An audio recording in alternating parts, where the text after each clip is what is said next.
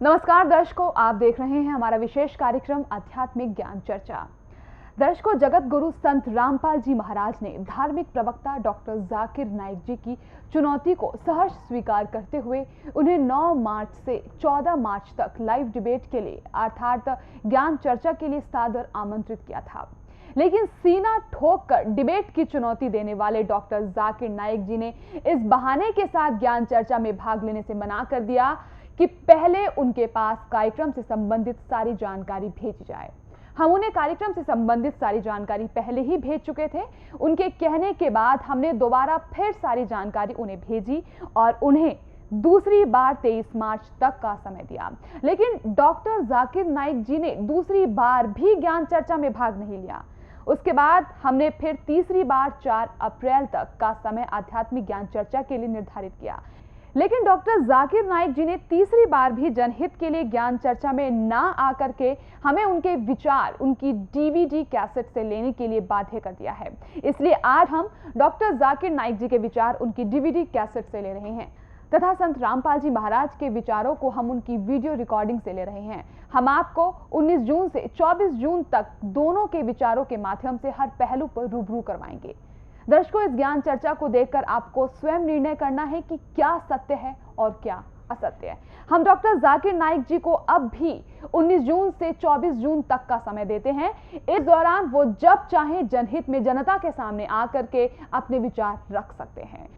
तो आइए अब शुरुआत करते हैं आध्यात्मिक ज्ञान चर्चा की और जानते हैं डॉक्टर जाकिर नाइक और जगत गुरु संत रामपाल जी महाराज के आध्यात्मिक विचार। दंडवतम गोविंद गुरु बंधु अविजन सोए, पहले भये प्रणाम तिन नमो जो आगे होए। पुण्यात्माओं, जब आपको ये तत्व ज्ञान होगा तो पता चलेगा कि हम एक ही परमात्मा के बच्चे हैं, हम भिन्न भिन्न नहीं हैं। कोई तो कहता है कि जैसे पवित्र हिंदू धर्म के श्रद्धालु कहते हैं हमारा हिंदू धर्म अच्छा है, और मुसलमान धर्म के श्रद्धालु कहते हैं हमारा मुसलमान धर्म सर्वश्रेष्ठ है, सर्वोत्तम है। मैं चैलेंज करता हूं, मैं दावे के साथ कह सकता हूं कि कोई भी शख्स सारी दुनिया में एक भी इस्लाम की बुनियादी बात को साबित नहीं कर सकता कि ये इंसानियत के खिलाफ है। ये मेरा चैलेंज है, ये मेरा दावा है। ईसाई धर्म के श्रद्धालु कहते हैं कि ईसाई धर्म सर्वश्रेष्ठ है, और सिख धर्म के मानने वाले श्रद्धालु कहते हैं सिख धर्म सर्वोच्च है। हम क्या कहते हैं, ये दास क्या कहता है, हमारा क्या धर्म है कि जीव हमारी जाति है, मानव धर्म हमारा हिंदू मुस्लिम सिख ईसाई कोई धर्म नहीं है न्यारा। जब हम परमात्मा के इस अध्यात्म ज्ञान से पूर्ण रूप से परिचित हो जाएंगे, फिर हमें कोई भी दूसरा दिखाई नहीं देगा, सब अपने से लागेंगे, अपने से दिखाई देंगे। जब तक हम तत्व ज्ञान से परिचित नहीं हैं तभी तक हम अपने अपने धर्मों को श्रेष्ठ मानते हैं, दूसरे के धर्म को अश्रेष्ठ मानते हैं। ये भी हमारी अध्यात्म ज्ञानहीनता है कि हम धर्म को भी अच्छा और बुरा कहते हैं। धर्म तो अच्छा ही होता है, वो बुरा होता ही नहीं। और जो व्यक्ति धार्मिकता से गिर जाते हैं वो बंदे धर्मी नहीं होते। धार्मिकता के अंदर कौन कौन से पॉइंट आते हैं? नंबर 1, तम्बाकू सेवन नहीं करे। नंबर 2, मांस नहीं खावे। नंबर 3, शराब नहीं पीनी चाहिए एक धर्मात्मा को, पुण्यात्मा को, धर्मी पुरुष को। चोरी नहीं करनी चाहिए, डाके नहीं डालने चाहिए, जारी पर स्त्री गमन नहीं करनी चाहिए, रिश्वतखोरी, जीव हिंसा, किसी की आत्मा को नहीं दुखाना चाहिए। इन धर्म के नियमों का जो पालन करता है वो धर्मी व्यक्ति है, वो धर्म आत्मा है, वो पुण्य आत्मा है। इनका जो पालन नहीं करता है वो किसी भी धर्म में रह रहा है, वह व्यक्ति धर्मी नहीं है, वो पुण्य आत्मा नहीं है, वो धर्म की उन मर्यादाओं को भंग किए हुए हैं। एक भक्त ने एक मुसलमान प्रवक्ता के प्रवचन सुने। उस भक्त ने इस दास से कहा कि मैंने उस मुसलमान प्रवक्ता के प्रवचन सुने, उनकी सीडी मंगाई, सीडी देखी, डीवीडी, वीडियो, और उसने एक चैनल भी चला रखा है पीस चैनल के नाम से, और इंटरनेट के अंदर एक यूट्यूब नाम का कोई इंटरनेट सिस्टम है, उसके अंदर भी उसकी वीडियो डाली गई है। उस श्रद्धालु भक्त ने इस दास को कहा कि मैं कुछ उनकी सीडी लाया हूँ, उनके द्वारा लिखी हुई कुछ पुस्तक भी हैं, वो सभी मुझ दास को दी और कहा कि आप उस पर कुछ विवेचन करें। उसने दावा किया है कि मैंने लगभग हिंदुस्तान के अंदर 30-40 हज़ार हिंदुओं को मुसलमान बना दिया। पुण्यात्माओं, परमात्मा पाने के लिए हमने चाहे मुसलमान बनना पड़ो, चाहे हमने हिंदू बनना पड़े, चाहे सिख बनना पड़े, चाहे ईसाई बनना पड़े, हमने बनना ही पड़ेगा, क्योंकि मोक्ष अति आवश्यक है। आत्मा परमात्मा के लिए भटक रही है, जब तक ये परमात्मा से नहीं मिलेगी इसको संतोष नहीं हो सकता। इस दास ने वो सीडी देखी, डीवीडी देखी, सुनी, उस मुसलमान प्रवक्ता श्रद्धालु की पुस्तक भी लिखी हुई पढ़ी।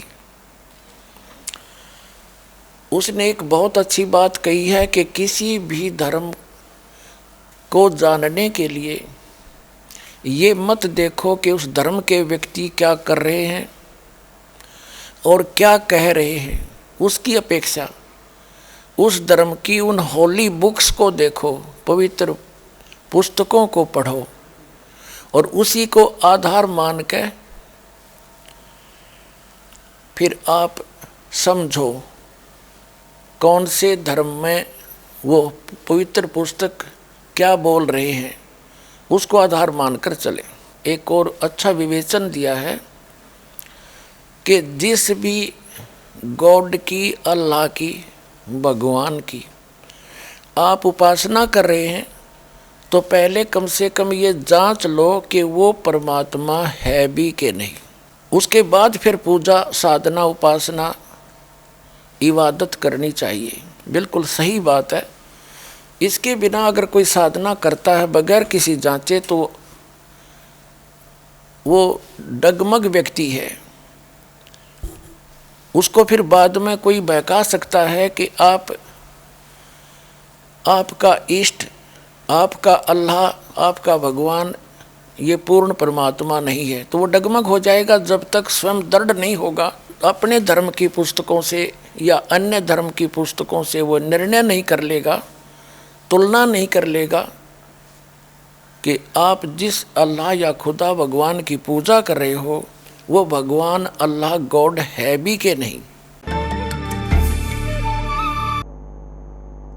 दर्शकों, अभी आपने सुने जगत गुरु तत्वदर्शी संत रामपाल जी महाराज के विचार, और आइए अब जानते हैं मुसलमान धर्म के प्रवक्ता डॉक्टर जाकिर नाइक जी के विचार। अल्हम्दुलिल्लाह वस्सलातु वस्सलाम अला रसूलिल्लाह व अला आलिहि व सहबिहि अजमईन, अम्मा बाद, अऊज़ु बिल्लाहि मिनश शैतानिर रजीम, बिस्मिल्लाहिर रहमानिर रहीम। कुल या अहलल किताब तालो इला कलिमतिन सवाइम बैनना बैनकुम अल्ला नअबुद इल्लल्लाह वला नुश्रिक बिही शैय्यन वला यत्तखिज़ बादुना बादन अरबाबन मिन दुनिल्लाह फइन तवल्लौ फकुलू अशहदु बिअन्ना मुस्लिमून रब्बि इश्रह ली सदरी वयस्सिर ली अमरी वहलुल उक़दतम मिन लिसानी यफ़क़हू क़ौली। मेरे मोहतरम बुजुर्गों और मेरे अजीज भाइयों और बहनों, मैं आप सबका खैर मकदम करता हूं इस्लामिक तरीके से।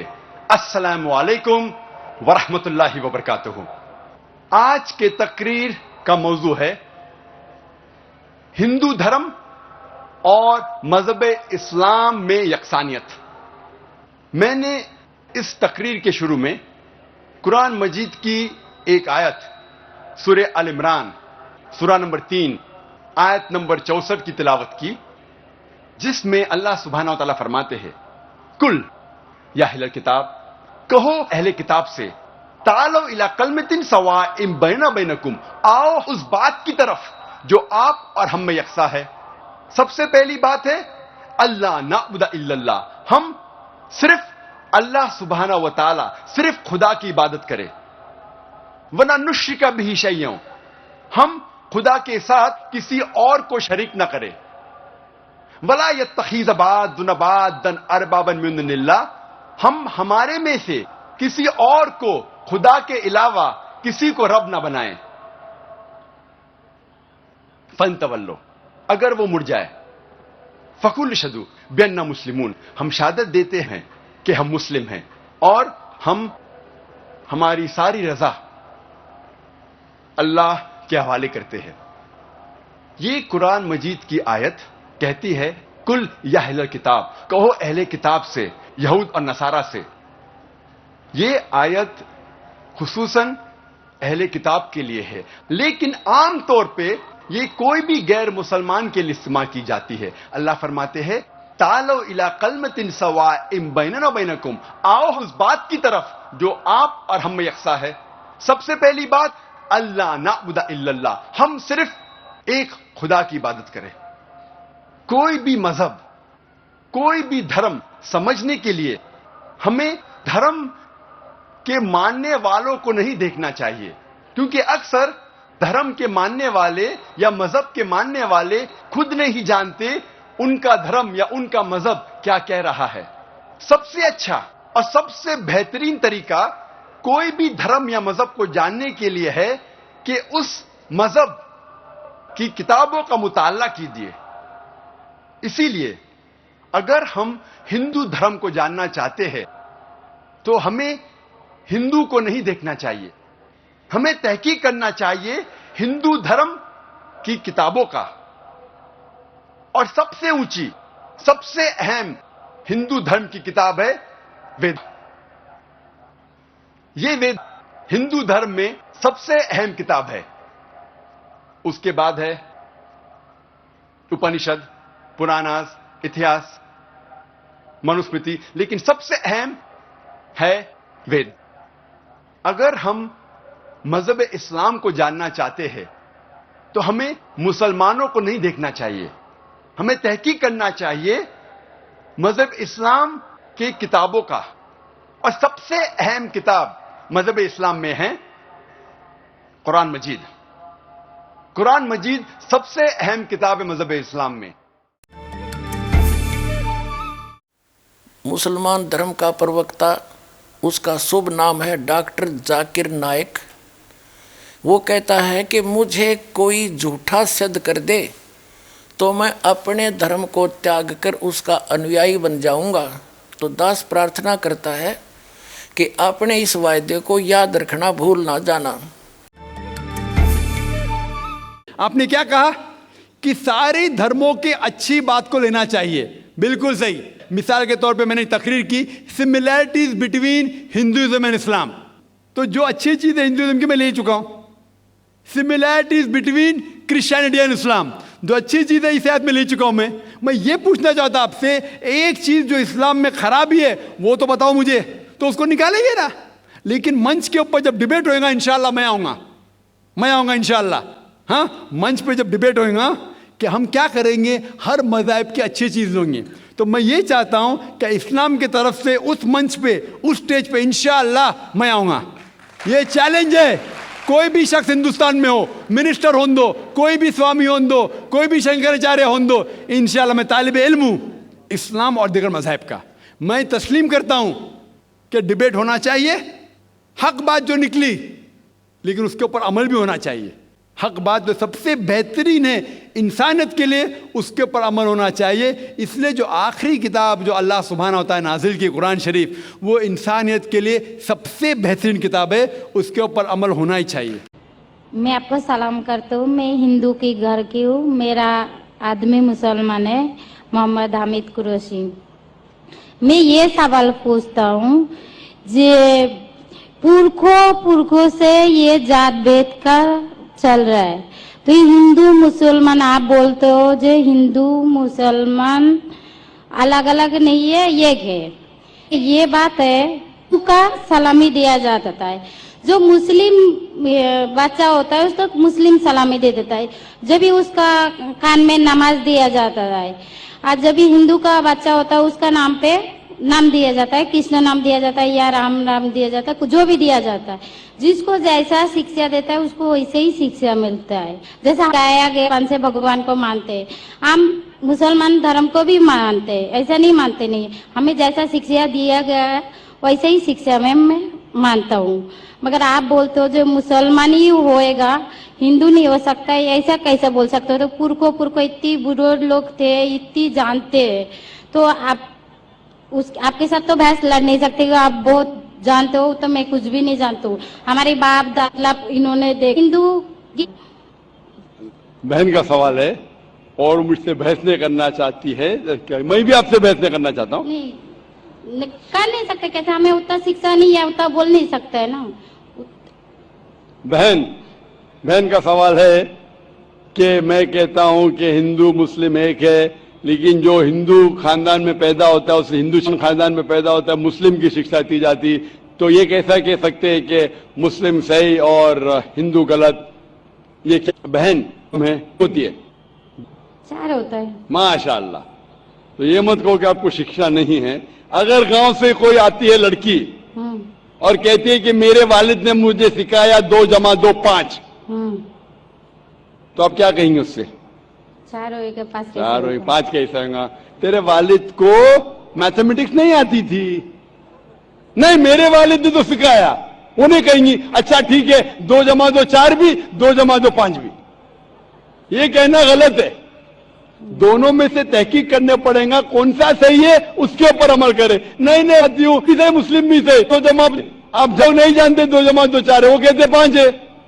तो क्योंकि खुदा ने आपको इल्म दिया, अकल दी, आपका फर्ज है कि आप उनसे कहे बहन जी 2 + 2 5 नहीं, 2 + 2 4 है। फिर वो कहेंगे अच्छा दोनों सही है, तो आप बोलेंगे नहीं दोनों सही नहीं, 2 थे।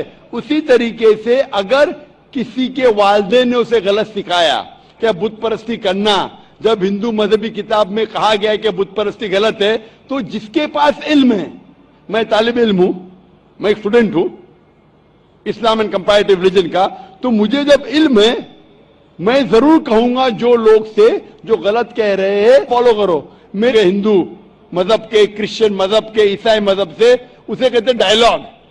मैं स्टूडेंट, वो पीएचडी डॉक्टर, मैं उनसे डिस्कशन करता हूं, डायलॉग करता हूं, डिबेट करता हूं। अगर मुझे गलत साबित करो, मैं बदलने को तैयार हूं।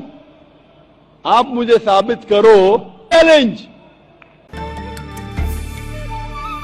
दर्शकों, अभी आपने सुने मुसलमान धर्म के प्रवक्ता डॉक्टर जाकिर नाइक जी के विचार, और आइए अब जानते हैं जगत गुरु तत्वदर्शी संत रामपाल जी महाराज जी के विचार। अब आपको दिखाते हैं कि डॉक्टर जाकिर नाइक नाम के एक मुसलमान वक्ता हैं। उनका और पूरे मुसलमान धर्म का मानना है कि परमात्मा निराकार है, बॉडी लेस है, उसकी बॉडी नहीं है। और अपने इस वचन की पुष्टि के लिए, अपने इस ज्ञान की पुष्टि के लिए डॉक्टर जाकिर नाइक जी ने वेदों और उपनिषदों का समर्थन लिया है। वो दिखाते हैं डॉक्टर जाकिर नाइक के प्रवचनों से भी और उन प्रवचनों से बनी हुई उनकी पुस्तकों से वो परमात्मा को कैसा मानते हैं। डॉक्टर जाकिर नाइक जी द्वारा लिखी गई एक पुस्तक इस्लाम और हिंदू धर्म में समानताएं इसका नाम है। इसमें दिखाते हैं, ये पुस्तक इनकी वीडियो कैसेट से डिटो कॉपी की गई है। ये देखिएगा पुस्तक डॉक्टर जाकिर नाइक की, इस्लाम और हिंदू धर्म में समानताएं।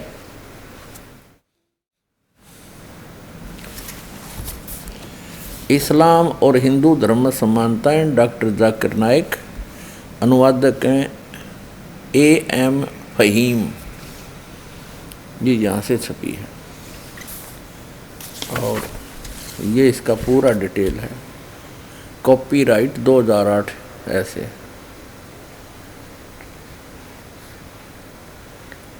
ये यहाँ से छपी है, 2012 का संस्करण है, लेटेस्ट।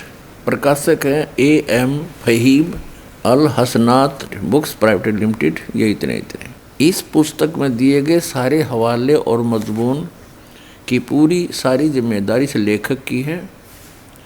अगर किसी को कोई बात समझना हो या कोई एतराज़ हो तो इस विषय में किताब के लेखक डॉक्टर जाकिर नाइक साहब से इन नंबरों पर संपर्क कर सकते हैं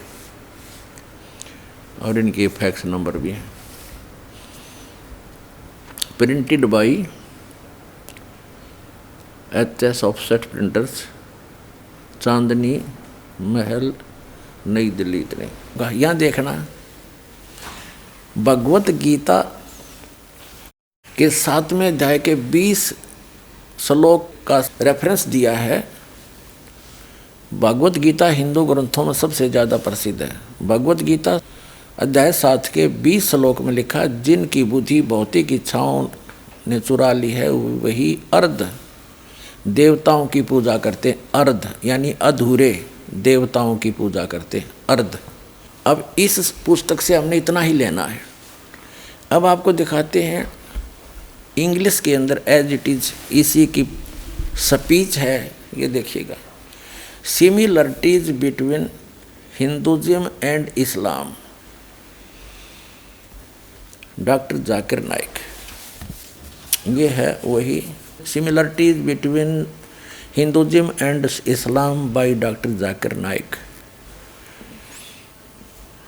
Farid book depot private limited. Similarities between Hinduism and Islam, doctor Zakir Naik, edition 2008 का, रुपये 40, मूल्य 40। Farid book printed by Mohammad Nasir Khan for Farid book depot private limited, street Pataudi house, Daryaganj, Nai Delhi. इतने जो और ब्रांचेज ये सारा डिटेल दे रखे हैं। Printed in Farid enterprises Delhi 6। ठीक, अब इसके हम आपको ले चलते हैं इस पुस्तक के पेज नंबर 10 पर। यहाँ से पढ़ते हैं हम भगवत गीता का वही अध्याय नंबर 7 के the most popular amongst all the Hindu spirituals is the Bhagavad Gita. The Bhagavad Gita mention अध्याय चैप्टर 7 मंत्र 20। इसका रेफरेंस देखकर इन्होंने क्या सिद्ध किया है कि those whose intelligence has been stolen by material desires worship demigods, अधूरे भगवानों की पूजा करते। That is whose who are the materialistic, they worship demigods, यानी i.e. other as deities besides the true God। अब ये कहने का भाव ये है कि कुछ तो हिंदू सच्चे भगवान यानी ब्रह्म की पूजा जो एक मानते हैं उसकी करते हैं, और अधिकतर यानी जो हिंदू हैं वो डम्मी गॉड, अधूरे अर्ध गॉड यानी इनकम्प्लीट गॉड की भक्ति करते हैं। अब जो कंसेप्ट क्लियर करने दास जा रहा है कि भगवान को मुसलमान धर्म के व्यक्ति, वैसे तो पूरे विश्व के व्यक्ति सभी निराकार कहते हैं क्योंकि तत्व ज्ञान उनको है नहीं। तो मुसलमान धर्म के ऊपर आज प्रवचन चल रहे हैं। तो मुसलमान धर्म के व्यक्ति परमात्मा को बॉडीलेस मानते हैं, निराकार मानते हैं, बेचून कहते हैं। और आगे देखो इसका कंप्लीट इन्होंने कंसेप्ट भी क्लियर कर दिया है कि जो हम कह रहे हैं, डॉक्टर जाकिर नाइक जी कह रहे हैं कि जो मैं कह रहा हूं कि परमात्मा निराकार है, उसी के समर्थन में उन्होंने वेदों के कुछ मंत्र लिए हैं और उसमें उदाहरण दिया है कि इन वेदों में भी ऐसा ही कहा गया है और हिंदुओं ने ही उसका अनुवाद किया हुआ है। अपने समर्थन में लिए गए उनके प्रवचन दिखाते हैं इसी बुक में। ये इंग्लिश एडिशन है, सिमिलरिटीज बिटवीन हिंदुज़म एंड इस्लाम, ये पुस्तक है डॉक्टर जाकिर नाइक की। इसके हम पृष्ठ नंबर 10 पर पढ़ रहे थे। ये हमने पढ़ लिया डमी गॉड्स के बारे में। यहाँ देखो नीचे यजुर्वेद चैप्टर 40 और मंत्र नंबर 8 में क्या कहा है कि it is mentioned in Yajurveda chapter 40 वर्ष 8, he is bodiless and pure. यानी परमात्मा बॉडीलेस है, उसका शरीर नहीं है, उसकी काया नहीं है, वो ठीक है और शुद्ध है। अब देखिएगा, ये है खुद बात डॉक्टर जाकिर नाइक, यानी डॉक्टर जाकिर नाइक के अपने वचन। ये एक पुस्तक है, हिंदी अनुवाद मौलाना मोहम्मद इमरान कासिम विज्ञानवी, फरीद बुक डिपो दिल्ली। इतने सर्वाधिकार प्रकाशक के लिए सुरक्षित है। नाम किताब खुद बात डॉक्टर जाकिर नाइक, उर्दू अनुवाद सैयद रोहन शाह, तरतीब एवं संकलन अमर शहीद, हिंदी अनुवाद मौलाना मोहम्मद इमरान कासिम, संयोजक अल हाज मोहम्मद नासिर खान, 2100 तादाद यानी संख्या, प्रकाशन 2011 का, कंपोजिंग इमरान कंप्यूटर मुजफ्फरनगर, प्रकाशक Farid book depot private limited, 2158 MP street, Pataudi house, Daryaganj, Nai Delhi. इतनी। अब यहाँ देखिएगा 186 पे कहा है उसको देखा नहीं जा सकता, कोई भी उसे आंखों से नहीं देख सकता। ठीक है, यहाँ देखिएगा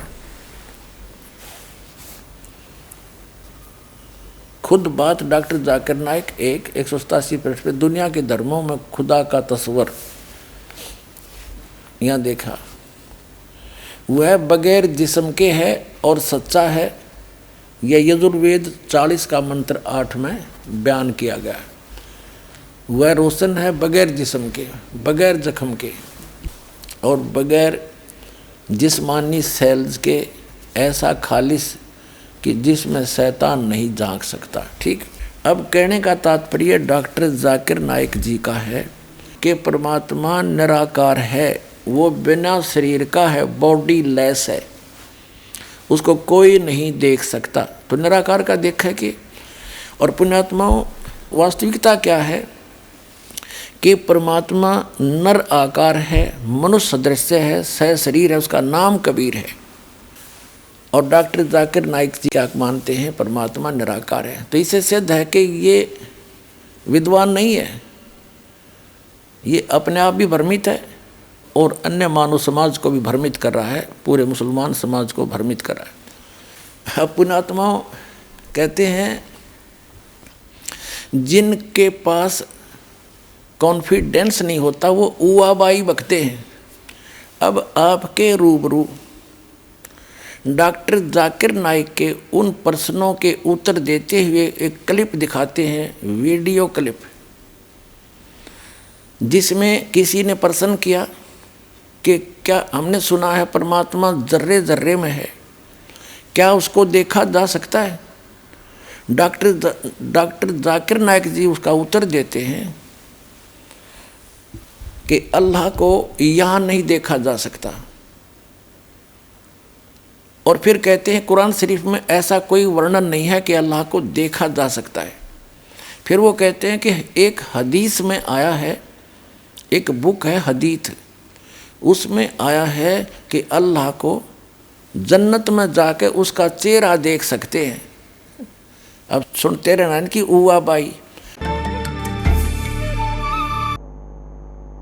दर्शकों, अभी आपने सुने जगत गुरु तत्वदर्शी संत रामपाल जी महाराज के विचार। और आइए अब जानते हैं मुसलमान धर्म के प्रवक्ता डॉक्टर जाकिर नाइक जी के विचार। माइक नंबर 3 में अगर कोई नहीं हो तो हम माइक नंबर 4 में हमारा इंतजार कर रही हैं खातून, हम उनको मौका देंगे। मैं बैजनाथ गुप्ता जी बोल रहा हूँ और मेरा कहना है कि अल्लाह रखता है क्या? नहीं सुना। अल्लाह जर्रे जर्रे में है, खुदा जर्रे जर्रे में है, तो क्या देखा जा सकता है क्या? अल्लाह किधर? खुदा को देखा जा सकता है, अल्लाह को देखा जा सकता है। अल्लाह किधर? आपने कहा घरे दबे। हाँ, जर्रे जर्रे में मौजूद है। हाँ तो भाई जा सकता है। भाई साहब ने कहा कि अगर अल्लाह हर जगह हर जर्रे जर्रे में मौजूद है, हर जर्रे जर्रे में मौजूद है, कुरान के मुताबिक अल्लाह की ताकत, अल्लाह का इल्म सब जगह मौजूद है। अल्लाह लेकिन अर्श पे बैठे हैं। तो ये कहना अल्लाह सब जगह मौजूद है, ये इस्लाम की तालीम में नहीं है, ये हिंदू की तालीम में है। क्या आप अल्लाह को देख सकते? नहीं। इंसान इस दुनिया में, इस जिंदगी में अल्लाह को देख ही नहीं सकते। और उसकी मिसाल पेश है कुरान मजीद में, जब मूसा अलैहिस्सलाम अल्लाह सुब्हानहू व तआला फरमाते क्या मैं आपको देख सकता हूं, तो अल्लाह को तो देखा नहीं उनने, सिर्फ पहाड़ को देख के बेहोश हो सकते। तो इंसान इस जिंदगी में अल्लाह सुब्हानहू व तआला को नहीं देख सकता। इंशाअल्लाह अगले जिंदगी में, इंशाअल्लाह जब हम जन्नत में जाएंगे, वहां इंशाअल्लाह हम अल्लाह का वजह देखेंगे। ये कई हदीस में इसका जिक्र है कि हम अल्लाह का चेहरा देखेंगे। इसीलिए हम कोशिश करते इस इम्तिहान, इस दुनिया के इम्तिहान में सफलता पाए, इंशाअल्लाह जन्नत में जाएंगे और वहां अल्लाह का वजह देखेंगे, अल्लाह का। Shall we have the next question from the brother again? In prayers, is it right to pray to God, to ask Him that I want to see you? The brother asked the question that is it right in prayers to ask God that I want to see you? If you say I want to see you in the next life, it's acceptable. If you say I want to see you in this life, it's not possible. Because there's a verse in the Quran which is mentioned in Surah Taha that Musa alayhi salam, the messenger of God, he said I want to see God. So God said, look at the mountain, I will show my glimpse to the mountain. You look at the mountain, what happens? So the moment God showed a glimpse to the mountain fell utter ruin, and Moses, peace be upon him, fainted. You cannot see God in this world. In this life you cannot. But on the day of judgment, there are many sayings of the Prophet that in Jannah, we would love to see the face of Allah subhanahu wa ta'ala, face of Almighty God. And that would be a pleasure for us. So if you pray that may you see Allah in the next life, in Jannah, inshallah, very good prayer. But you can't see Almighty God in this world. Hope that answers the question. अगला सवाल इनका है कि खाने काबा खुदा का घर है। वो तो क्या है, बैतुल्लाह कहते हैं। बैतुल्लाह मतलब अल्लाह सुब्हानहू व तआला का घर, वो एक कहने की बात है और वो घर है। लेकिन ऐसा नहीं कि अल्लाह सुब्हानहू व तआला उसमें रह रहे हैं और सिर्फ वहीं होते हैं, वो तो हर जगह है। जी, जिस वो रहते हैं फिजिकली वो ऊपर है, उनका इल्म सारी जगह है, बल्कि हर जगह है। ऊपर क्या हर जगह है, इल्म सारी जगह है, इल्म और उनका पावर, उनकी कुव्वत सारी जगह है, लेकिन है तो ऊपर। तो घर कहना मतलब दैट इज मेटाफोरिकली, एक अलामत के तौर पर इस्तेमाल हुई है। दर्शकों, अभी आपने सुने मुसलमान धर्म के प्रवक्ता डॉक्टर जाकिर नाइक जी के विचार। और आइए अब जानते हैं जगत गुरु तत्वदर्शी संत रामपाल जी महाराज जी के विचार। डॉक्टर जाकिर नाइक जी केवल झूठ बोल रहे हैं, गलत एग्जाम्पल कोड कर करके दुनिया को, भोली जनता को एक बार लतीफेदार बातें सुना करके अपने पीछे लगा रहे। अध्यात्म मार्ग इनके पास शून्य है। पुण्यात्माओं, डॉक्टर जाकिर नाइक जी का ये उदाहरण भी कति व्यर्थ है, यूजलेस है, निराधार है। इसने कसम खा रखी है कि जो कहूँगा झूठ कहूँगा और झूठ के अतिरिक्त कुछ नहीं कहूँगा। पहले तो पुण्यात्माओं, ये 4 किताबों को आसमानी बुक मानते, होली बुक, पवित्र किताब। नंबर 1 तौरेत, नंबर 2 जबूर और नंबर 3 इंजिल और चौथी नंबर 4 कुरान शरीफ। इसके अतिरिक्त जो हदीफ है वो हज़रत मोहम्मद जी के अपने वचन हैं, वो आसमानी किताब नहीं है।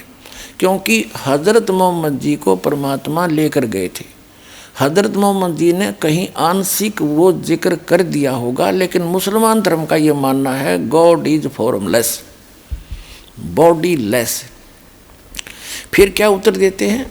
कोई इनसे प्रश्न कर रहा है पीस टीवी पर, प्रश्न किया कि खाना जो है यानी काबा वो अल्लाह का घर बताया जाता है। तो डॉक्टर जाकिर नाइक जी उत्तर दे रहे हैं कि वैसे तो कहने को वो अल्लाह का घर है, लेकिन अल्लाह वहाँ विराजमान थोड़ा ही है, वो तो फिजिकली बैठा ऊपर फिजिकली। दर्शकों, अभी आपने सुने जगत गुरु तत्वदर्शी संत रामपाल जी महाराज के विचार, और आइए अब जानते हैं मुसलमान धर्म के प्रवक्ता डॉक्टर जाकिर नाइक जी के विचार।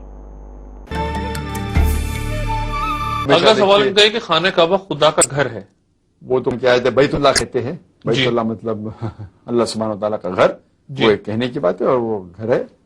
लेकिन ऐसा नहीं कि अल्लाह सुब्हानहू तआला उसमें रह रहे हैं और सिर्फ वही होते हैं, वो तो हर जगह है। जी, जिसमें वो रहते हैं फिजिकली वो ऊपर है, उनका इल्म सारी जगह है, बल्कि हर जगह है। ऊपर क्या, हर जगह है। इल्म सारी जगह है, इल्म और उनका पावर, उनकी कुव्वत सारी जगह है, लेकिन है तो ऊपर।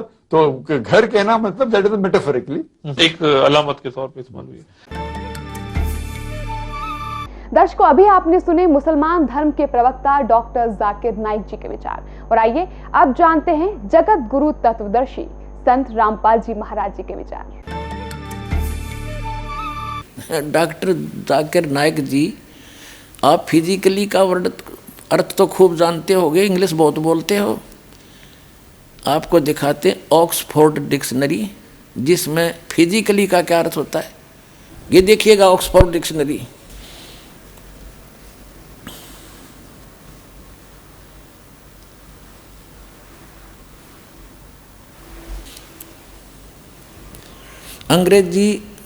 अंग्रेजी हिंदी शब्दकोश एडिटर हैं डॉक्टर सुरेश कुमार, डॉक्टर रमेश शाही, ऑक्सफोर्ड यूनिवर्सिटी प्रेस। ये देखिएगा 881 पृष्ठ पे फिजिकल, यहाँ देखिएगा शारीरिक, फिजिकल शारीरिक, और फिजिकली शारीरिक रूप से, फिजिकली शारीरिक रूप से। वाह जी वाह। डॉक्टर जाकिर नाइक जी केवल झूठ बोल रहे हैं, गलत एग्जाम्पल कोड कर करके दुनिया को, भोली जनता को एक बार लतीफेदार बातें सुना करके अपने पीछे लगा रहे हैं। अध्यात्म मार्ग इनके पास शून्य है। पुण्यात्माओं, डॉक्टर जाकिर नाइक ने कसम खा रखी है कि जो कहूँगा झूठ कहूँगा और झूठ के अतिरिक्त कुछ नहीं कहूँगा। तो इसको कहते हैं उवाबाई, सटदल उवाबाई बकदा। वास्तविकता तो ये है कि परमात्मा सचमुच साकार है, उसका शरीर है, लेकिन ये अपरिचित है, ये झूठा है जाकिर नाइक, इसको कख भी पता नहीं है।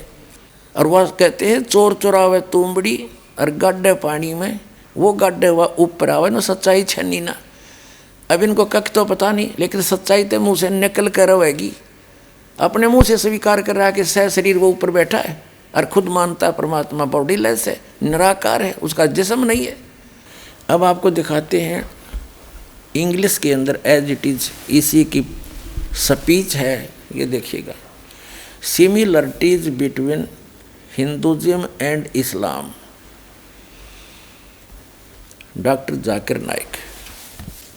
ये है वही similarities between Hinduism and Islam by doctor Zakir Naik, Farid book depot private limited. Similarities between Hinduism and Islam, doctor Zakir Naik, edition 2008 का, रुपये 40, मूल्य 40। Farid book printed by Mohammad Nasir Khan for Farid book depot private limited, street Pataudi house, Daryaganj Nai Delhi, इतने इतने जो और ब्रांचेज, ये सारा डिटेल दे रखे। Printed in Farid enterprises Delhi 6। ठीक, अब इसके हम आपको ले चलते हैं इस पुस्तक के पेज नंबर 10 पर। यहाँ देखो नीचे यजुर्वेद चैप्टर 40 और मंत्र नंबर 8 में क्या कहा है कि it is mentioned in Yajurveda chapter 40 वर्ष 8, he is bodiless and pure. यानी परमात्मा बॉडीलेस है, उसका शरीर नहीं है, उसकी काया नहीं है, वो ठीक है और शुद्ध है। अब देखिएगा, ये है खुद बात डॉक्टर जाकिर नाइक, यानी डॉक्टर जाकिर नाइक के अपने वचन। ये एक पुस्तक है, हिंदी अनुवाद मौलाना मोहम्मद इमरान कासिम विज्ञानवी, फरीद बुक डिपो दिल्ली। इतने सर्वाधिकार प्रकाशक के लिए सुरक्षित है। नाम किताब खुद बात डॉक्टर जाकिर नाइक, उर्दू अनुवाद सैयद रोहन शाह, तरतीब एवं संकलन अमर शहीद, हिंदी अनुवाद मौलाना मोहम्मद इमरान कासिम, संयोजक अल हाज मोहम्मद नासिर खान, 2100 तादाद यानी संख्या, प्रकाशन 2011 का, कंपोजिंग इमरान कंप्यूटर मुजफ्फरनगर, प्रकाशक है Farid book depot private limited, 2158 MP street Pataudi house Daryaganj Nai Delhi. इतनी। अब यहाँ देखिएगा 186 पे कहा है, उसको देखा नहीं जा सकता, कोई भी उसे आंखों से नहीं देख सकता, ठीक है। यहाँ देखिएगा, खुद बात डॉक्टर जाकिर नाइक 187 पृष्ठ पे, दुनिया के धर्मों में खुदा का तस्वर। यहाँ देखा, वह बगैर जिस्म के है और सच्चा है, यह यजुर्वेद 40 का मंत्र 8 में बयान किया गया। वह रोशन है बगैर जिस्म के। तो खाक है इसके पास, इसकी 10 झूठ आपके सामने पेश करूंगा। तो इससे प्रार्थना करता हूं कि अपना वायदा याद रखना, जिसमें कहता है कोई मुझे गलत सिद्ध कर दे मैं अपना धर्म बदल लूंगा, और उसका चैलेंज करता हूं। अब याद रखना इस बात को।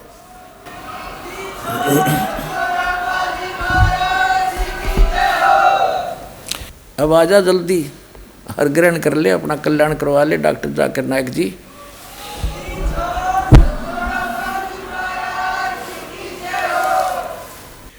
डॉक्टर जाकिर नाइक मुसलमान की झूठ यानी गलती, ये कहते हैं कि हम एक सुप्रीम गॉड यानी अल्लाह ताला, अल्लाहु अकबर, उस बड़े अल्लाह की पूजा करते हैं। और वो किसको मानते हैं अपना? अल्लाह ताला, जिसने कुरान शरीफ का ज्ञान दिया। और कुरान शरीफ का ज्ञानदाता कहता है सूरत फुरकान 25 में आयत नंबर 52 से 59 में स्पष्ट कर देता है कि जिसने 6 दिन में सृष्टि रची, 7वें दिन तख्त पर जा बैठा, वो पूर्ण परमात्मा है। और उसकी खबर किसी बाखबर से पूछ लो तो कुरान शरीफ का ज्ञानदाता कंप्लीट गॉड नहीं है, अल्लाह ताला नहीं है। वो तो उसकी जानकारी भी नहीं रखता, वो तो उसकी जानकारी किसी अन्य बाखबर यानी तत्वदर्शी संत से पूछने की कह रहा है। वो तत्वदर्शी संत ये दास है। अपने अवायदे अनुसार आओ और अपना कल्याण कराओ डॉक्टर जाकिर नाइक जी। अब पुण्यात्माओं ये पहचान करते हैं कि जिस खुदा को, जिस अल्लाह को पवित्र मुसलमान धर्म के अनुयायी अल्लाह मानते हैं, अल्लाह कबीर मानते हैं, वो अल्लाह कबीर है भी कि नहीं। दर्शकों, अभी आपने सुने जगत गुरु तत्वदर्शी संत रामपाल जी महाराज के विचार। और आइए अब जानते हैं मुसलमान धर्म के प्रवक्ता डॉक्टर जाकिर नाइक जी के विचार। अल्लाह फरमाते हैं तालो इला कलमतिन सवाइम बैनना बैनकुम, आओ उस बात की तरफ जो आप और हम में यकसा है। सबसे पहली बात, अल्लाह नाबुदा इल्लल्लाह, हम सिर्फ एक खुदा की इबादत करें।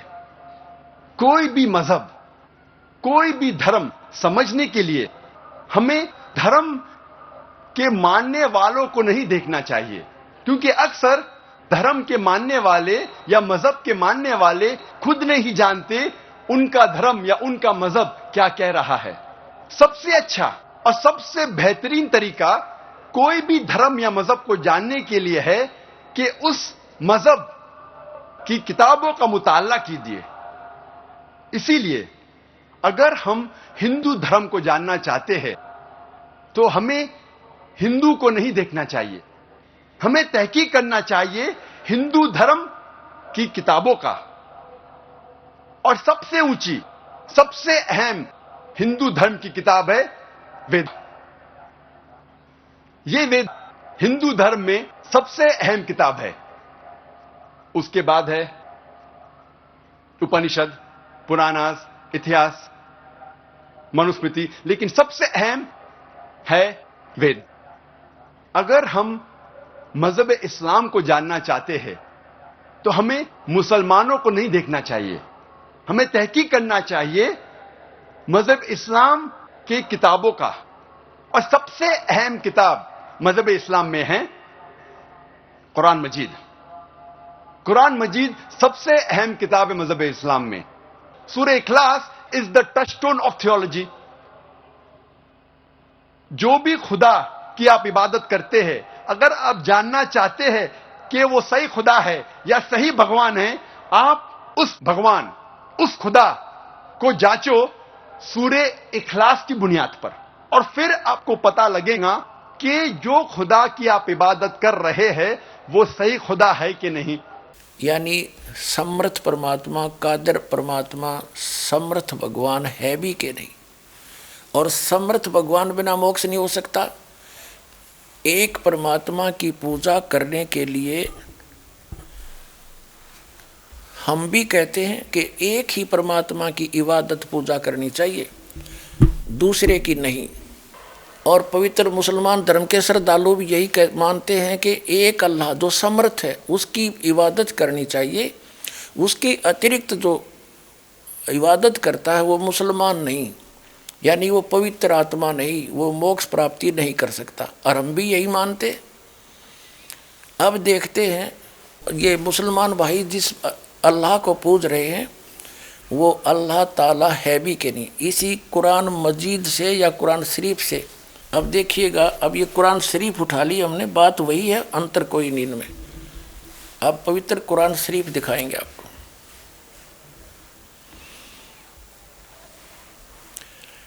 ये है मुतरजम बरहीसी, ये है शास्त्रीय अरबी पद्धति पर नागरी लिपि में। रूपांतरकार हैं नंद कुमार अवस्थी। शेरवाणी संस्करण ये कहाँ से प्राप्त होती है?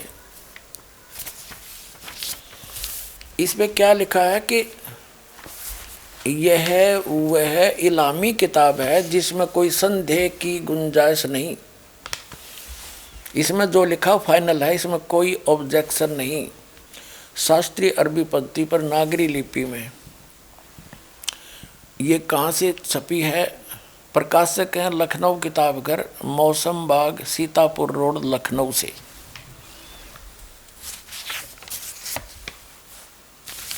यहाँ देखिएगा, ये 17वां संस्करण है 2008 ईस्वी में। और पृष्ठ संख्या है 1024। मुद्रक हैं gospel press Lucknow, gospel.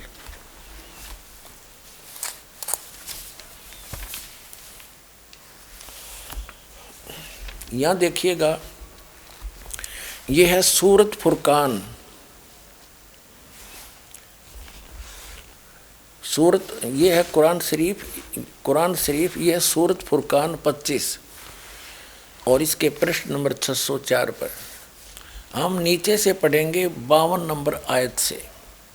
Furqan का जो अर्थ देखा शब्दकोश के अंदर, उसमें लिखा है कि मानदंड, ब्रैकेट में लिखा है झूठ और सच के बीच में, यानी सत्य और झूठ को जांचने का, यानी निष्कर्ष निकालने का एक पैमाना है यह फुरकान। तो इस पूरी कुरान शरीफ का ये निष्कर्ष है, ये मानदंड है, यानी पैमाना है सच्चाई और झूठ, सत्य और असत्य का निर्णय करने के लिए। तो इसमें पढ़ते हैं हम क्या लिखा है, देखिएगा। ये है सूरत फुरकानी 25 और 604 पृष्ठ पे इस प्रकाशन के हम पढ़ेंगे नीचे से। ये 51वीं आयत समाप्त हुई, 52वीं प्रारंभ होती है। फला तुतियल काफिरिन व जाहिदुम बिही जिहादन कबीरन। ये स्पष्ट लिखा कबीरन, कबीर कहो, कबीरा कहो, कबीरन कहो। इसका और निर्णय करते हैं। ये पवित्र कुरान मजीद से क्लियर होगा। अब पवित्र कुरान मजीद दिखाते हैं आपको। ये यहाँ से छपी है।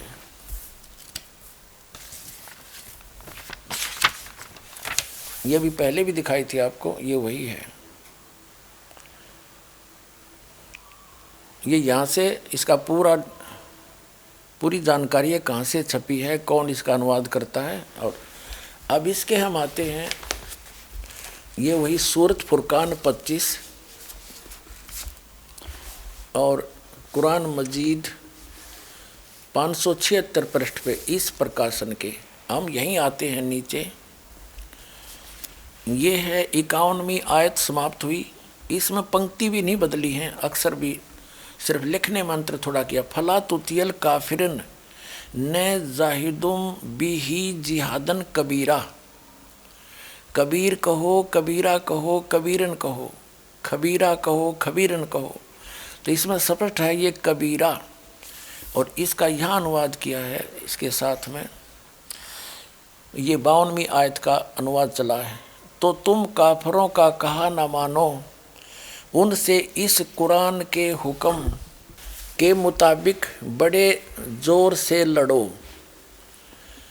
अब उन कबीर का अर्थ बड़ा कर दिया। अब हम फिर कुरान शरीफ को लेते हैं। ये पवित्र कुरान शरीफ है, यहाँ से देखिएगा। उसमें से हमने ये निर्णय करना था कबीर और कबीरा और कबीरन। ये कुरान शरीफ फिर ले ली हमने, सूरत फुरकानी 25 और 604 पृष्ठ पे हम आगे ये नीचे आएंगे। ये 52 नंबर आयत है, 51 यहाँ समाप्त हुआ, 52 प्रारंभ हुआ। फला तुतियल काफिरिन व जिहादुम बिही जिहादन कबीरन। इसका अनुवाद बिल्कुल सामने किया है। ये अनुवाद करता भी मुसलमान भाई है कोई। तो ए पैगंबर, ये कुरान शरीफ का ज्ञान दाता बोल रहा है। तो ए पैगंबर, तुम काफिरों का कहा न मानना और इस कुरान की दलीलों से उनका सामना बड़े जोर से करो। अब देखो, जिहाद का अर्थ लड़ाई नहीं है, ये अनुवाद बिल्कुल सही किया इसने। उनका सामना करो बड़े जोर के साथ, संघर्ष करो, उनकी बातों में मत आना। अब इसका कहने का तात्पर्य ये है इस कुरान शरीफ की इस आयत का कि कुरान शरीफ का ज्ञान दाता हजरत मोहम्मद जी को संदेश भेज रहा है जिब्रील देवता के माध्यम से या कोई अन्य तरीके से, एज इट इज। वो कह रहा है कि इन काफिरों की बातों में मत आना। ये काफिर तो अल्लाह के अतिरिक्त ऐसों की पूजा करते हैं जो उनको ना हानि कर सकते हैं ना लाभ दे सकते हैं। और वो ना मानने कि ये उस कबीर नामक अल्लाह यानी बड़े भगवान, ये बड़ा कहते हैं, हम बड़ा ही मान कर चलते हैं आज, उस बड़े भगवान की यानी पूर्ण परमात्मा की भक्ति ये काफिर नहीं करते। आप इनकी बातों में मत आना, सीधी सी बात है। ये आपकी नहीं माने तो आप उनकी बातों में आकर उनके साथ ना हो जाना, उसके लिए संघर्ष करना, चाहे कितना कष्ट उठाना पड़ो। तो वही हजरत मोहम्मद जी ने किया, इसका अर्थ ये। अब हम देखते हैं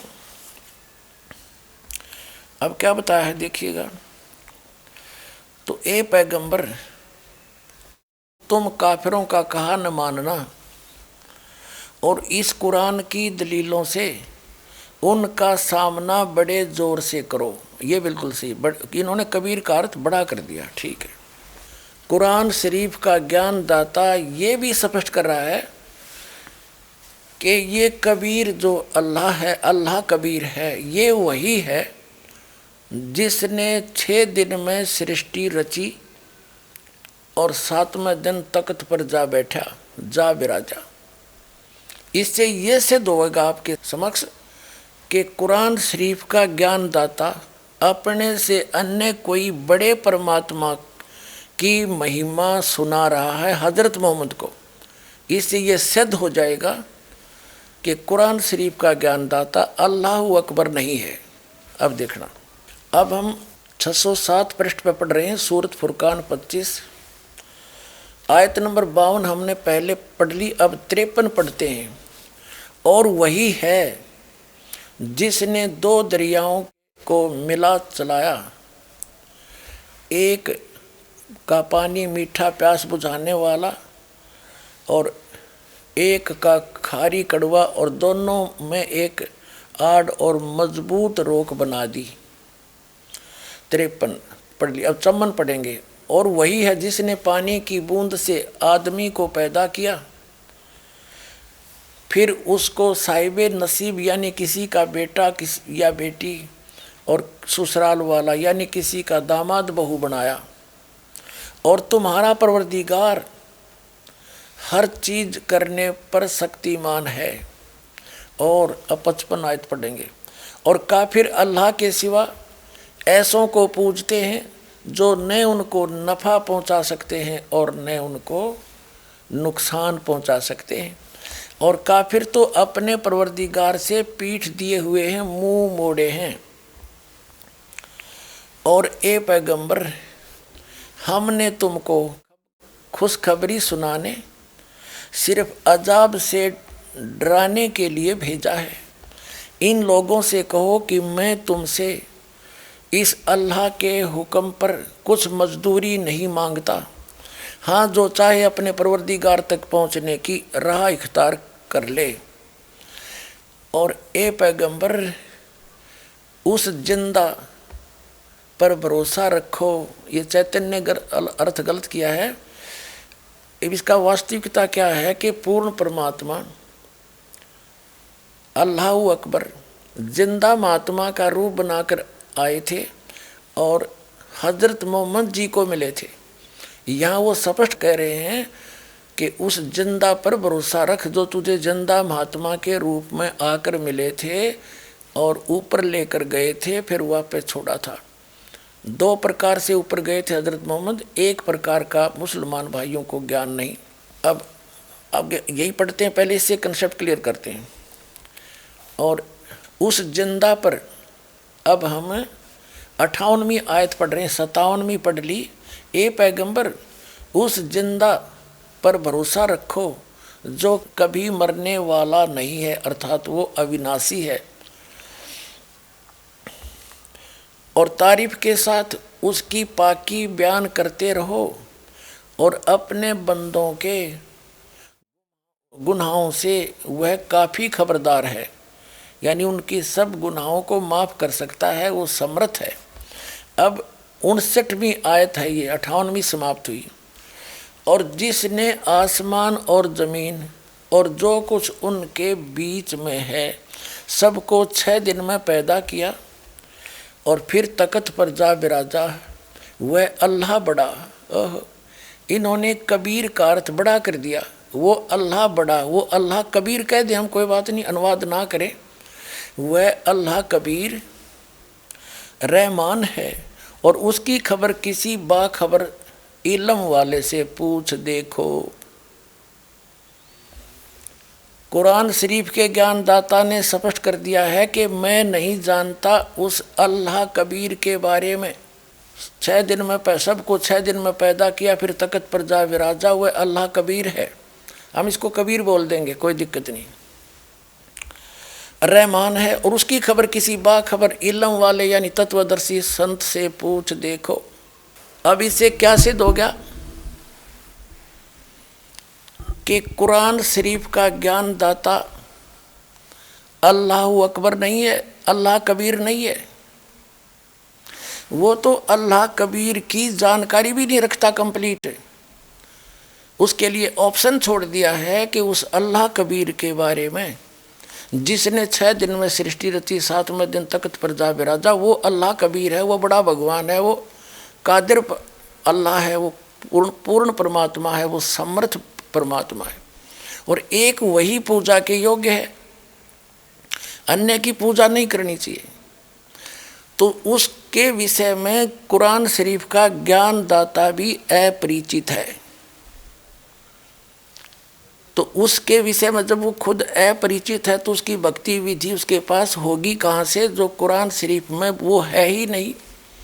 ना उस अल्लाह कबीर की जानकारी है और ना उसकी भक्ति विधि का पता है, क्योंकि वो स्पष्ट कर दिया है कि उसके विषय में उसकी जानकारी किसी बाखबर से, उसकी खबर किसी बाखबर से पूछो, अर्थात पूरी कुरान शरीफ के अंदर वो ज्ञान नहीं है उस अल्लाहु अकबर का। तो पूरा मुसलमान धर्म अल्लाहु अकबर यानी कबीर उस समर्थ परमात्मा की पूजा ना करके कुरान शरीफ के ज्ञानदाता की पूजा कर रहा है, जो अल्लाह कबीर नहीं है। इतनी सी बात है। इस दास के द्वारा दिए गए इस सत्य आध्यात्मिक ज्ञान से परिचित होकर के एक मुसलमान भक्त मोहम्मद शहजाद खान उर्फ शहजाद दास जी आपको अपना अनुभव बताएंगे, इनके मुख कमल से सुने। नमस्कार सर, सतसाई बोगे जी। क्या नाम है जी आपका? मेरा नाम शहजाद दास है और मालिक के शरण में आने से पहले मैं मोहम्मद शहजाद खान था। मालिक की शरण में आने के बाद मेरे को शहजाद दास नाम है मेरा। कहाँ से आए आप? मैं गुड़गांव, ज़िला गुड़गांव, गांव कासन, ज़िला गुड़गांव से आया हूँ। संत रामपाल जी महाराज की शरण में आने से पहले आप कौन सी भक्ति करते थे? संत रामपाल जी महाराज की शरण में आने से पहले मैं एक मुसलमान समाज में से हूँ और मेरे को शुरू से ही हमारे जो बुज़ुर्ग है, जो भी हमारे माता पिता, जो भी हमारे मौलवी साहब है, उन्होंने मुझे सिर्फ़ एक ही चीज़ सिखाई थी कि नमाज पढ़ो, रोज़े रखो, ईद बकरीद मनाओ, मांस खाओ, कुछ भी करो पर मालिक का नाम लो। बस मुसलमान समाज में मैंने एक चीज़ ज़रूर देखी है कि मुसलमान समाज वो सिवा अल्लाह ताला के किसी को नहीं मानता। ये मैंने उन चीज़ों की देखा है। और इसके अलावा उन्होंने मेरे से कहा था कि एक तहज्जुद की नमाज़ होती है जो रात के 12 बजे पढ़ी जाती है, अगर उसको पढ़ लोगे तो जो तुम्हारा सवाब है, सवाब का मतलब जो फल है वो दुगना हो जाता है। और सुबह 4 बजे की जो नमाज़ जिसे हम फजर की नमाज़ बोलते हैं, अगर उसको अगर पढ़ के अगर आप किसी काम के लिए चलते हो तो ये समझ लो वो काम तो आपका 100% होगा। मैंने आज मेरे को मालिक की शरण में आज मेरे को 5 साल हो गए और 5 साल से पहले यानी कि मैं 22 साल तक इस साधना को करता रहा रेगुलर, पर मेरे को 1% भी ऐसा नहीं लगा कि आज मैंने अपना फ्यूचर बना लिया हो या आज मैंने अपना कोई काम कर लिया हो या फिर मैं किसी चीज़ में परफेक्ट हुआ हूँ या किसी चीज़ में मैं सक्सेसफुल हुआ हूँ। मुझे ऐसा कुछ अनुभव नहीं हुआ। यहाँ तक कि मैंने जो ख्वाजा गरीब नवाज़ की दरगाह है जो अजमेर में है, जिसको मोइनुद्दीन चिश्ती की दरगाह बोला जाता है, जो पूरे वर्ल्ड में प्रसिद्ध है, उस पर भी मैंने चादर के लिए बोला। मेरे मम्मी पापा ने कहा कि आप वहाँ जाओ, वहाँ चादर चढ़ाओ, वो सबकी मुराद पूरी करते, तो आप वहाँ जाओ। मैं वहाँ भी गया, उनके लिए चादर बोला। पर मैं जहाँ भी गया वहाँ मैंने देखा एक बहुत बड़ा देग है, उसमें लोग बाग सोने डाल रहे हैं, चांदी डाल रहे, पैसे डाल रहे। मेरे पास कोई मनी नहीं था, मेरे पास कोई पैसा नहीं था। मैं वहाँ गया, वहाँ लोग बाग क्या करते हैं, सर पे टोपी लगा लेते हैं, मालिक का नाम लेते हैं और कहते हैं कि एक कपड़ा सा लेते हैं हरे वाला और उसके नीचे बंदों को निकालते हैं और कहते हैं कि तुम्हें सवाब मिल चुका है, जन्नत का दरवाज़ा खुल चुका है। कहते हैं ये जन्नती दरवाज़ा और रमज़ान के दिनों में खोला जाता है। पर मुझे आज तक वहाँ जाने से, मेरे कम से कम भी 22 साल तक रेगुलर गया, पर मुझे वहाँ जाने से कोई लाभ नहीं हुआ, ना ही मुझे कोई फ़ायदा हुआ है। माइक नंबर 2 भाइयों के शोबे में सेंटर में जो माइक रखा गया है, इसमें कोई भाई गैर मुस्लिम हो तो उनको सवाल करने का मौका दिया जाए। जी भाई, अपना नाम और पेशा। मेरा नाम राजू शर्मा है, मैं कंस्ट्रक्शन लाइन का काम करता हूं। डॉक्टर साहब, मेरा सवाल कुछ अलग है। मैं शुरू से मुस्लिम समाज का बहुत ही इज्जत करता हूं, यानी कि मतलब दरगाह वगैरह जो है ना, मैं पहले से बहुत मानता हूं। मतलब जहां जहां आपका दरगाह है मैं सब दरगाह पे जाता हूं, चादर चढ़ाना, फूल चढ़ाना, मतलब हर जगह जहां मुसलमान का तादाद लगा हुआ रहता है मैं वहां हर दरगाह पे जाता हूं। यानी कि दरगाह का जो लाल धागा रहता है वो भी मैं हाथ में बहुत बांधा हूं, पहले गले में भी लटकाया हूं। फिर बाद में क्या हुआ, मेरे को एक कलकत्ता का मुअज्जिम हुसैन नाम का एक लड़का मिला, जिन्होंने मुझे कहा कि जब पहले तुम मिट्टी का बना हुआ, पत्थर का बना हुआ बूतों का जैसे पूजा करते थे, वो जैसे शिर्क था, तो ये जो दरगाह जाना, चद्दर चढ़ाना, हाथ में लाल धागा बांधना, गले में लटकाना, ये भी शिर्क है। तो मैं बोला, मैं फिर जहां पर था फिर मैं वहां पर ही आया, तो कोई फायदा नहीं है, क्योंकि देखिए, कोई ऐसा सवाल कीजिए जो इख्तिलाफी न हो। मैं आपसे गुजारिश करता हूं वहां भाइयों से कि किसी कोई दूसरा साथी अगर खड़ा हो वहां दूसरा सवाल करने के लिए तो उनको मौका दिया जाए, वरना फिर हम माइक नंबर 4 की तरफ बहनों के शोबे में आ जाएंगे। तो मैं ये जानना चाहता हूं, क्योंकि मेरा बचपन में ऐसा हुआ था, मेरा कुछ मतलब जख्म, प्लीज बहनों के शोबों में अगर कोई बहन हूं माइक नंबर 4 में, तो मेरी गुजारिश है कि वो सवाल करें। माइक नंबर 4 से अगर कोई सवाल हो, कोई गैर मुस्लिम खातून हो, तो उनको मौका दिया जाए। हाँ, तो मेरा क्वेश्चन है। हेलो। और बहुत सी जगह गया, अलीगढ़ दरगाह पे भी गया, महरौली की जो दरगाह है वहाँ पर भी गया, वहाँ भी चद्दरें बोली है। वहाँ सिर्फ क्या है कि बाहर मांस कटता है, अंदर मालिक का वो पत्थर होता है, पत्थर के सामने सिजदा करो या उसके ऊपर कोई चद्दर चढ़ा दो, वही कहानी। हर जगह एक ना एक स्टेप सीखने को मिलते हैं। महरौली की जो दरगाह, वहाँ क्या है, बहुत बड़ा एक दरगाह बना रखी है और वहाँ पत्थर है, वहाँ पत्थर के ऊपर चद्दर बिछा दो और बाहर क्या है, मांस खाओ, मांस के टुकड़े कर कर के खिलाए जाते थे और कहते हैं कि ये बहुत बड़ा सवाब है।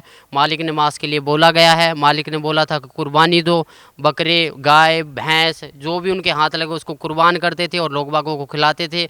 इससे वो अपना कर्म तो खराब करते ही करते थे, दूसरे के कर्म भी बिगाड़ते थे।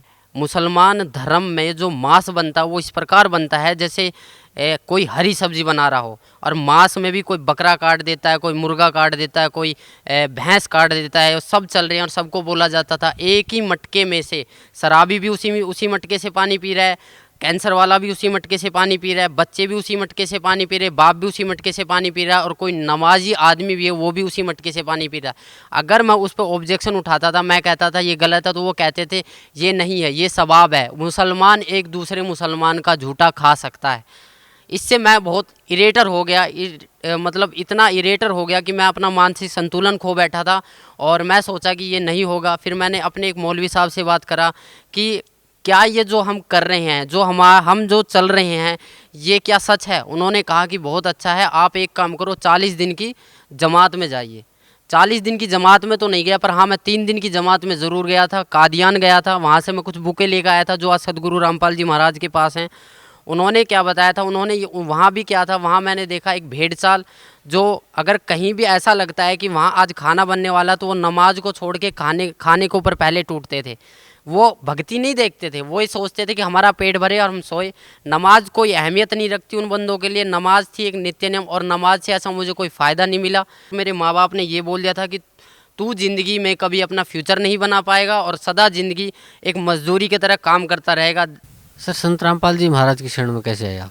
मुसलमानों में क्या कहा जाता है कि नहीं, हमें सीधा मुसलमान बना के भेजा है, बट मैं इस परंपरा को निभाता आया। तो एक दिन क्या हुआ कि मेरे को ऐसे ही मैं बैठा हुआ था, अपने पापा के हॉस्पिटल में बैठा हुआ था। मेरे फादर का हॉस्पिटल था, खान हॉस्पिटल मानेसर के अंदर, गुड़गांव के अंदर, वहाँ बैठा हुआ था।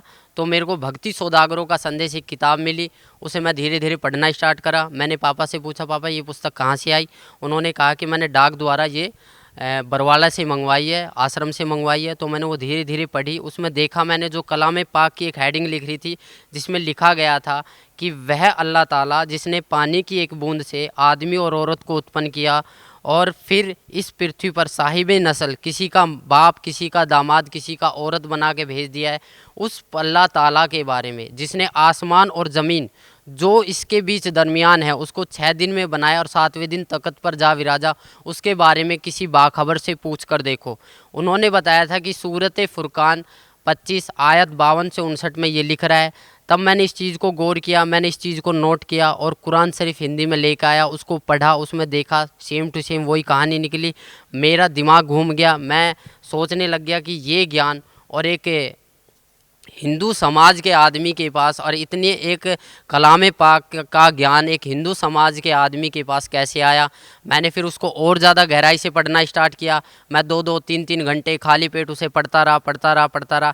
धीरे धीरे मुझे ज्ञान हुआ। एक दिन मैंने निर्णय ले लिया कि मैं आज से जब भी दुकान खोलूँगा तो पूर्ण परमात्मा संत रामपाल जी महाराज का नाम लेके ही खोलूँगा। नया हॉस्पिटल था, मैंने स्टार्टिंग से ही दुकान पूर्ण परमात्मा संत रामपाल जी महाराज के नाम से खोलना स्टार्ट करा। और मैंने अंदर ही अंदर एक प्रेरणा बनाई कि मालिक मैं इतना अभी अपने पैरों पर खड़ा नहीं हूँ। अगर मैं अपने पैरों पर खड़ा हो गया या मैं जो मेरे घर वाले मुझे बोलते हैं या मुझे ऐसा लगा कि मालिक अगर आप ही भगवान हो, आप ही ईश्वर हो, आप ही गॉड हो, तो मुझे कम से कम इतना ज्ञान दे दो ताकि मैं आपके पास आ सकूँ। तो धीरे धीरे मैं जब दुकान खोलता तो दुकानों की प्रोग्रेस होने लगी। इतना प्रोग्रेस हुआ कि जब भी मैं धीरे एक बार आया, मैं गांव में पूछा मैंने कि यहाँ पर मेरे को जाना है एड्रेस पे, तो उन्होंने बताया कि एक हमारे मुरारी भगत जी थे, उन्होंने वहाँ का एड्रेस दिया कुछ होने। वहाँ पर मैं गया, वहाँ पर मालिक की तस्वीर देखी। मैं बोला मुझे यहाँ जाना था। जब तक मुझे नहीं पता था कि मालिक करोथा को छोड़ के बरवाला में आ चुके हैं। तो उन्होंने कहा था कि हम उस दिन जाएंगे। 7वें महीने की 11 तारीख को मैं यहाँ पर आया, छोटे आश्रम बरवाड़ा पे। मैंने यहाँ नाम लिया और नाम लेने के बाद जब मालिक से मैंने बताया कि मालिक मैं ऐसे ऐसे कष्टों से उभर कर आया हूँ, तो मालिक ने मेरे को बहुत प्यार करा और बोला बेटा करोड़ों के ऊपर तेरी मेहर हुई है और तू इस भक्ति पर डटा रह। इस भक्ति पर डटा रहा, अगर नियमों में रहा तो तू जिंदगी में वो चीज़ पा जाएगा जो तूने कभी कल्पना भी नहीं करी होगी। तो सर संत रामपाल जी महाराज जो आपके पूज्य गुरुदेव हैं, उनसे नाम उपदेश लेने के बाद आपको क्या लाभ मिला? सबसे पहले नाम उपदेश लेने के बाद मैंने जो मेरा मनुष्य जन्म था वो सुधरा। मैंने मांस खाना छोड़ दिया। मैं उस मुसलमान समाज के प्रति जो एक सद्भावना थी, जो एक मैं खोज रहा था अल्लाह ताला को, जो मैं एक देखना चाहता कि अल्लाह ताला कौन था, उसके बारे में मुझे पता लगा। फिर मैंने यहाँ से जितने भी अपने मुसलमान भाई हैं, जितने भी अपने मुल्ला काजी, उनसे पूछा कि भैया ऐसे इस बात है। दुआ सलाम भी करता था, सारे काम करता था। वो 2-4 बार मेरी बातें सुनते थे। एक मैं मौलवी साहब से पूछने गया, वहाँ 4-5 उनके शिष्य बैठे थे। मैंने बोला जी अस्सलाम वालेकुम, उन्होंने कहा वालेकुम अस्सलाम। तो ऐसे ही माइंड में पर्सन घूम गया। मैंने कि जी इसका मतलब क्या होता है कि हम जो दुआ सलाम करते हैं अस्सलाम वालेकुम और वालेकुम सलाम। तो हालांकि उन्होंने जवाब अपने तरीके से सही दिया, बट मुझे उसमें से कोई संतुष्टि नहीं हुई। फिर मेरा दूसरा जो क्वेश्चन था, मैंने कि आप एक बात बताइए कि अल्लाह ताला, आप कहते हो कि अल्लाह ताला बेजून है, निराकार है, अल्लाह ताला दिखाई नहीं देता, अल्लाह ताला को पाने की कोई विधि? वो कहते हैं जी ज़कात निकालो। ज़कात का मतलब होता है कि अपना जो पैसा होता है उसको मालिक की राह में कुर्बान कर दो, मालिक की राह में दान कर दो। मैंने बोली जी कैसे दान करते हैं? बोला जी आप एक काम करो, ज़कात का मतलब होता है कि आप चावल में मांस बनवाइए और उसको गरीबों में बंटवाइए। तो मैंने वहाँ से ये ठान लिया कि मैंने सोचा कि जो ये बंदा बोल रहा है, मैं बोला जी इसका परिणाम जो है हमारी कुरान शरीफ में है। उन्होंने बोला जी कुरान शरीफ में नहीं है, हदीस में है। मैं बोला जो आसमानी किताबें उतरी है, हमारी कुरान शरीफ उतरी है, तौरेत उतरी है, इंजील उतरी है और जंबूर उतरी है, इनके अलावा अगर आप मेरे को कोई और किताब दिखाओगे तो मैं कैसे मान लूँगा? बोला जो कुरान शरीफ है उसमें तो खाली अरबी भाषा है और जो हदीस है उसके मायने हदीस में है। मैं बोला फिर जो कुरान शरीफ हिंदी में निकल रही है उसका क्या अर्थ है? बोला वो किसी ने गलत चला दिया, उसमें कुछ मायनों का अर्थ कुछ गलत होता है। तो इसी प्रकार मुझे भटकाया गया, मैं बहुतों से मिला। इसके बाद जो भी मुझे संतुष्टि हुई सदगुरु रामपाल जी महाराज के चरणों में आने से हुई है। और इसके अलावा किसी भी मुसलमान पंथ या किसी भी मुसलमान प्रवक्ता के पास ऐसा कोई भी मार्ग नहीं है। मैं खुद एक मुसलमान होके आप सभी भाई बहनों को ये बताना चाहता हूँ कि जितना भी मैंने नमाज़ पढ़े, मुझे पता है नमाज में क्या पढ़े, नियत बांधते हैं उस अल्लाह ताला के बारे में, फिर बोलते हैं सना सुबहानक अल्लाहुम्मा व बिहम्दिका व तबारक अस्मुका। इसकी हिंदी निकाल के देखो, आप इसकी हिंदी निकाल के देखो, उसमें आपको कहीं भी नज़र नहीं आएगा कि आप किसी परमात्मा की प्रार्थना कर रहे हो, क्योंकि ये प्रार्थना है ही नहीं, आप तो आदेश दे रहे हो। मैंने एक हिंदी निकाल के देखा, अल्हम्दुलिल्लाहि रब्बिल आलमीन अर्रहमानिर रहीम मालिक यौमिद्दीन इय्याका नअबुदु व इय्याका नस्तईन इहदिनस सिरातल मुस्तकीम सिरातल लजीना अनअमता अलैहिम गैरुल मगदूबी अलैहिम वनद्वालिन आमीन। ये प्रार्थना हम शुरू में पढ़ते थे, बट इसका कोई मतलब ही नहीं निकला। क्यों नहीं निकला? क्योंकि इसमें कोई प्रार्थना की चीज़ है ही नहीं। हम तो आदेश दे रहे हैं कि ए पैगंबर तू वहाँ जा, तू फलानी जगह कर, तू ये काम कर, तू ये काम कर। ये तो हम एडवाइस कर रहे हैं, पर हम प्रार्थना, हमें एक प्रार्थना करनी है। हमें नमाज का मतलब समझना है। नमाज चीज़ क्या है? नमाज का मतलब जो है परमात्मा बताते हैं कि नमाज का मतलब होता है कि अरदास लगाना, अपनी प्रार्थना लगाना, नित्य नियम करना। हमें 5 टाइम की नमाज दी है, फजर, जोहर, असर, मगरिब, ये 5 टाइम की जो नमाज दी है। पर आज लग हमने नमाज कौन सी सच्चे दिल से पढ़ी? कहीं भी हमें इस फजर की नमाज में ज़कात अलग हो जाती है, सुन्नत अलग हो जाती है, रकात अलग हो जाती है, कुछ भी अलग हो जाता है, पर परमात्मा तो एक है। हम पैदा होते हैं तब हम हिंदू होते हैं, और जब हमारी मुसलमानी कर दी जाती है फिर हम मुसलमान बन जाते हैं। ऐसा क्यों? अगर मालिक मुसलमान ही बनाना था तो वो जो मुसलमानी होती है वो ऊपर से ही क्यों नहीं बना के भेजी? इसका कोई जवाब है? किसी भी मुल्ला जी के पास इसका कोई जवाब नहीं है। ना ही हमारे मोहम्मद साहब ने कभी मांस को छुआ था। मोहम्मद साहब के 1,80,000 शिष्य हो गए थे, ना ही उन्होंने कभी मांस को छुआ और ना ही उन्होंने कभी बोला कि तुम मांस को खाओ। कभी भी किसी ने बोला नहीं है। मेरी सभी मुसलमान भाइयों, पूरे हिंदुस्तान, पूरे वर्ल्ड के मुसलमान भाइयों से प्रार्थना है कि मांस खाना, ये समझ लो हम अपने बेटे की कुर्बानी दे रहे हैं, हम अपने बेटे के मांस को खा रहे। एक मांस दूसरे मांस को खा रहा है, इससे बड़ा राक्षस और होगा कौन? इसके अलावा आप खुद समझदार हो, आपके पास हमारे पूर्वज अशिक्षित थे। उस पूर्ण परमात्मा ने उस तत्व ज्ञान में कहा है, हम मोहम्मद को वहाँ ले गो, इच्छा रूपी वहाँ नहीं रहो, उल्ट मोहम्मद महल पठाया, गुज बीरज एक कलमा लाया, रोज़ा बंग नमाज दई रे, बिस्मल की नहीं बात कही रे। कहते हैं जब हज़रत मोहम्मद जी ऊपर से वापस आए, कहते हैं उन्होंने 3 चीज़ बताई आपको, रोज़ा बंग और नमाज। बिस्मल करने का आदेश ऊपर से अल्लाह का नहीं लेकर आया वो।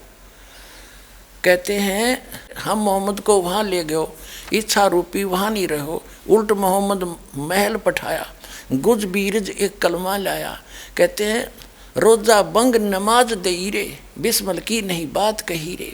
कहते हैं मारी गऊ शब्द के तीरम, और ऐसे होते मोहम्मद पीरम, और शब्द फेर जवाई, हंसा राख्या मांस नहीं बख्या, ऐसे पीर मोहम्मद भाई। एक बार हजरत मोहम्मद जी ने अपने वचन से, शब्द से, सिद्धि से एक गाय को मार दिया और सभी लोग इकट्ठे हो गए और कहा कि अब इसको मैं शब्द से ही जीवित करूंगा। हजरत मोहम्मद जी ने वचन से ही उस गाय को जीवित कर दिया था।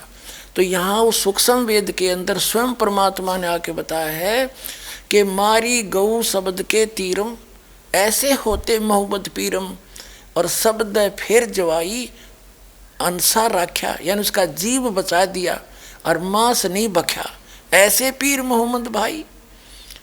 और तुम मांस खाते हो उसकी आड़ लेकर के।